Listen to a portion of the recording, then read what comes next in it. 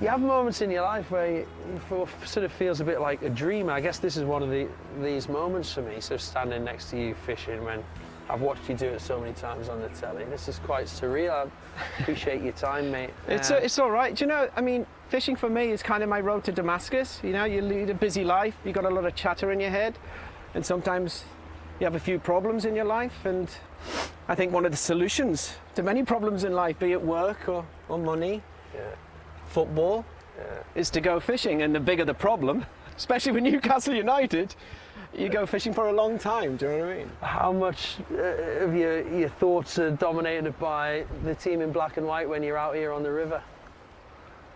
A lot. I mean, I've been watching Newcastle United for over half a century. For me, the last time Newcastle United won anything of any merit, King Harold still had two eyes. Do you know what I mean? It's been a long time. I mean, they're in my DNA. I was very lucky enough as a kid to have an experience. My first experience of watching Newcastle United St James's Park was Malcolm MacDonald's debut in 1971. Brilliant. When he got the hat-trick. What a day. And what a day, what a feeling, what an experience, what a piece of theatre, man. And I went home and I went, I'm going to be doing that for the rest of my life. And I remembered how precious it was. I remember everything about that day. I've never forgotten it. And I've followed them ever since. What a start. I mean, that was a happy day. There hasn't been too many, though, in all those years of supporting the club. And certainly not cup finals, Wembley. It's always... I mean, you've seen a fair few, mate. I've seen a fair few. You see, my father was lucky enough to watch them play in the 50s. We won 3 FA Cups, 1951, 52 and 55. My dad was there. He saw the greats play. He knows what it feels like. I've got friends who know what winning at Wembley, lifting a trophy of any merit feels like. I don't. And I think it was summed up for me. I was going to St James's Park, and you know, all the kids have on their tops their favourite players. You know, kids on the back of their black and white shirts, they have Shearer, Asprilla, of course, Bruno, Joe Linton. This young lad going to the match had on the back of his black and white top, I hope we win something before I die. And it's so true. It's so true. I've yet to experience what that feels like. You know, that feeling of euphoria, all these emotions that you and I have built up over the years.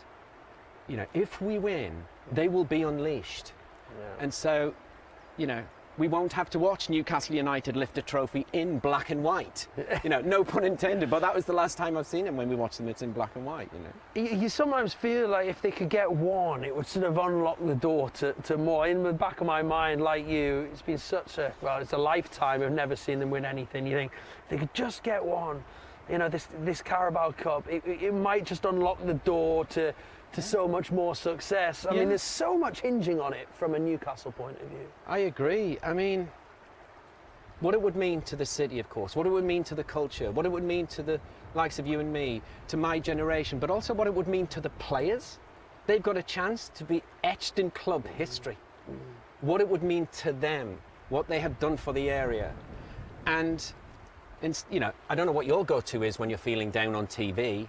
At the moment, mine's Toy Story or Tropic Thunder. But if we win, I'll start watching, you know, replays of Newcastle United winning the Carabao Cup at Wembley, because I've been so many times. I was there in '74 when we got beat off Liverpool. I was against Man City. Dennis Chewett, who went to the gym we go to. You know, nobody liked him because of that overhead kick and Mick Mahoney trying to get it. I was there when we got beat against Chelsea, Arsenal, Millennium Stadium against Man U, Charity Shield. That feeling, that, you know, that pent-up frustration. Imagine if that valve was opened up and how we would feel as people and about ourselves. And I think winning reinforces your identity and reinforces your sense of community and your place in this part of the world. It means a lot to you. I heard Dan Burns speaking the other day, and he was saying, you know, he's a local lad as well, he understands it, and he was saying, you know, as a player, you don't know how many opportunities you're going to get. And this is the thing for the players, I suppose. In that black and white shirt, you don't get many opportunities, and we've been fortunate to have, this is the second final in sort of 3-4 years, but it's just about grasping the opportunity on the day, because being a Newcastle fan, you never know when the next one's coming along. Yeah. Do you know what I think it is? I know very little about football. You know, I played for my school team, and I was described as a delinquent kicking about a pig's bladder. But for me, it's about cohesion. It's about shorthand with the team. It's about self-belief. Because on their day, and we've seen them play when they can beat anyone in the world. I mean, I was there when we beat Barcelona. You know, Asprilla hat-trick. That game against Southampton in the semi-final, that got us to the final against Man U.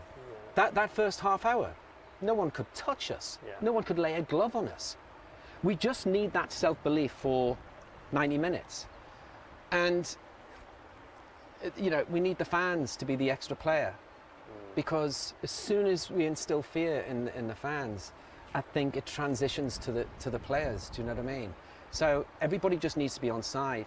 I don't know about you, I don't know the technicalities of it, but it's about when they get the ball, they know where it's going, and the player that's receiving it know it's coming to them. Just that shorthand. And we've seen it so many times that when we play the beautiful game, we're unstoppable. So I think it's about self-belief. Because on the day, it doesn't matter if Gordon's not playing, doesn't matter. We've got players just as good. That's on their day. I mean, we're physically capable, of course we are. Are we mentally? And if we're on side as fans, there will be. They need our love. Yeah. You know, for 90 minutes, give them your love, and it will, you know, transcend onto the pitch. I promise you. Like you say, all those big wins you talk about, and the PSG in the Champions League, the Barcelona night, Manchester United 5-0. They were all games where, like you say, the whole community, the whole spirit was all united. And I mean, if you could just bottle that and give it to Newcastle every game, I think they'd win everything. Well, I think some of the best games. I mean, the Arsenal game.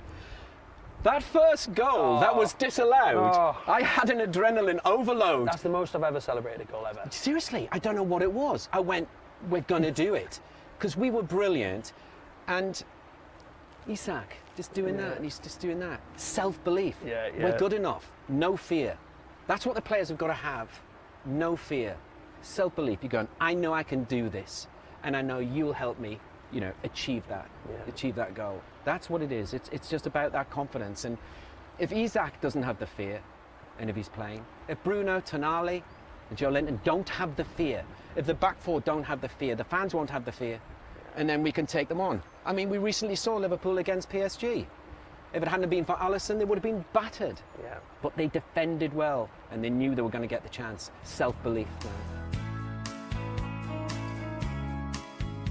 The beauty of a final is as well, it's that one game, it's that thought that, you know, anything can happen. A couple of years ago against Manchester United, I felt going into it we were probably the better team and had a lot of expectation, but it just didn't happen. But it seems very different this time. The fans, they don't seem to be expecting to win in the same way that they maybe did a couple of years ago. Yeah, I think we know we're good enough, and we know on the day, if everybody fulfills their potential on that pitch, we can be good enough and we can beat anyone. And I think that's what it is. When I'm there, I just don't want to be fearful. I don't want to go up those steps to Wembley and stand there and thinking, oh right, I just hope we don't bottle it. I just go, let's just get at them. Get stuck in, man. And we have a midfield who can do that. Get stuck in, rattle them. Just give it all you've got. And I think, you know, the last few performances, I don't know. I just want to believe that they're actually just preparing themselves for Wembley. I think secretly Eddie Howe's got a plan. Yeah. I don't know if I'm deluded in thinking that, but I honestly do think he has. The way he's resting certain players. Yeah. I think you're right. I think if there's a manager that can work out a way of winning, I mean, I don't know how you feel. I just love Eddie Howe. I love the way he thinks about the game and his tactical brain. And I think if there's a way of unlocking that Liverpool door, he might be the man that could find it. What are your thoughts on it? I don't know what the words are that Eddie Howe instills in the players, both before a game or at half time. But he does give them that self-belief. And, you know, many a time when I've thought, oh, we're really up against it, he makes some tactical changes that really are inspirational and change the game within seconds. And I think if he's, you know, it's not only the players, if Eddie's on his game, again, we can beat them. And it's been a long time since I've had that belief of going to a match and thinking, yeah, we can do this, we can do this. You know, having seen how Liverpool have reacted over a few games, the 3-3 against us, Yeah. we did well. You know, we need Isak to do more of that. Get Yeah. ye behind me. We're good enough. No fear. Absolutely. No fear. Your memories of, I hate going over the old defeats, but memories of going to Wembley, you mentioned 74, goodness me. 74, and I remember I was dressed head to foot in black and white. Here's the thing, and every time I've come out of Wembley, the teams we got beat by, the fans sort of expected it. I think what I'm trying to articulate is the last Carabao Cup we had at Wembley, Man U came back, but they celebrated. But if we win, we'll celebrate for a week. You know, it'll be a big party, but we've just come away. It's like a Norman Cornish painting. I don't know. A lot of his paintings, his imagery are of men and women with their heads bowed low, like their DNA is instilled in failure. And I think there has to come a time where failure is not an option.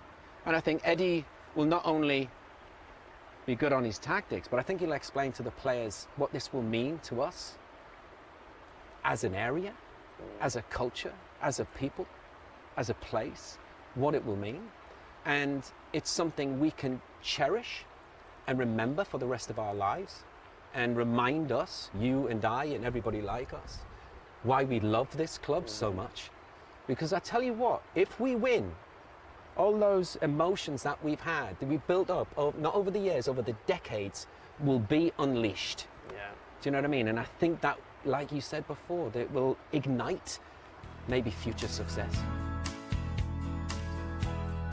We're here in a beautiful part of Northumberland, but Yes. you know they'll be celebrating here on the banks of the Tamar, all the way up into Newcastle city They centre. will. And I mean, can you imagine, Pete, what the celebrations are going to be like?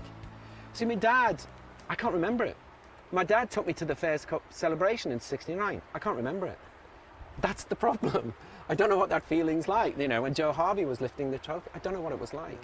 And so, yeah, the celebrations will be for a week, and you and I can go, we were there. yeah, We were there. How special was that? And it's a really important part of my life, like fishing. I think, like you say, the celebrations will be wild. I mean, Bobby Moncur saying to us before that even after they lost in '74, even then the welcome home party and everything that after a defeat, so like you say, after a win, it would just be incredible. I mean, it's tough being a Newcastle fan. I can't think of another club perhaps that's come as close, you know, so many times over such a long period of time with never actually winning anything. And it just feels like the club now is in this state of limbo where it just needs to take that big step forward and start sort of fulfilling some of the prophecy that we thought was going to happen when the takeover happened all those, well, a few years ago now. Well, like you and I in our jobs, I think one of the most insidious crimes we commit as individuals is when when our ambition falters, like our inspiration falters, and we just accept our limitations. Like, it's not enough to want, you know? You gotta ask yourself, what are you gonna do to get the things you want? And it's like, what are you guys gonna think on that pitch to make everyone jubilant? Do you know what you've got a chance to do here? You know what's in your hands, or your feet, should I say? You know, history. And I think eternity's too long a time to stay in the wrong place, Pete. That's what it is for me. And you know, it will come. I just hope it's in our lifetime.